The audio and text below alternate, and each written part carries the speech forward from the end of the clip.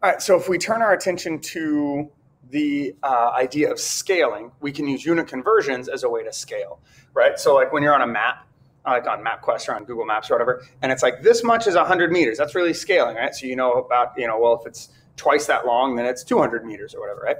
So when we're scaling stuff for this project, you're going to need to figure out what's a scale factor that will work for you to build your model stuff, right?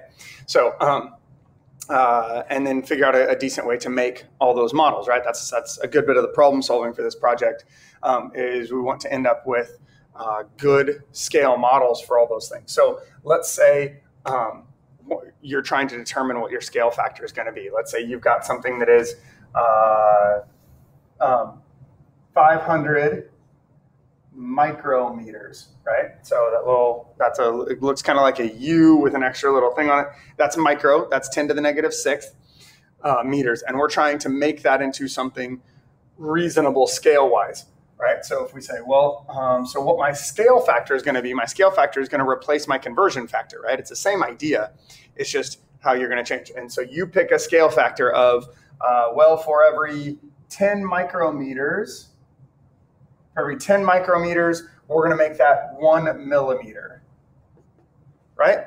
So we just do 50, and my micrometers cancel out. So this isn't literally equal to 1. It's now substituting. So we are scaling it to a different amount, where now 10 micrometers is going to equal 1 millimeter, right? So then we do 500 times 1 divided by 10, and so it's going to be 50 millimeters, right? So if we want to, and we got to know what that looks like. So 50 millimeters, right, is going to be the same as 5 centimeters. 50 millimeters is going to be about this big, right? So that's a pretty reasonable thing to make. If instead we had picked a different scale factor, so I'll do this one in red so we can see it differently. So let's say we had picked the same size of whatever this thing was, 500 micrometers. Let's say you had picked a scale factor of, for every 1,000 micrometers. Now these these have to be the same unit to cancel. We're going to make it 1 millimeter, right? Now you go 500 times 1 divided by 1,000. That's 0.5 millimeters. Well, in between each of these lines, right? Each of those little lines, that's upside down for you. Each of those little lines is a millimeter. So if it's half a millimeter, it's half the distance between those lines. That's half the thickness of a dime. That's going to be pretty hard to make. So this scale factor is probably going to be kind of tough for us, right? So we're going to have to try a few different scale factors probably in order to get to a point where all of our things are reasonable to make.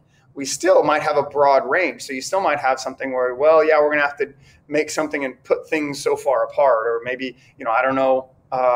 We haven't done this before, so we'll see how it works. But this is what you pick for your scale factor. You pick these kinds of things. They can have any units you want on them. You just have to be the same for all your things and be consistent about how you do that, right? So that's that. Hopefully that helps.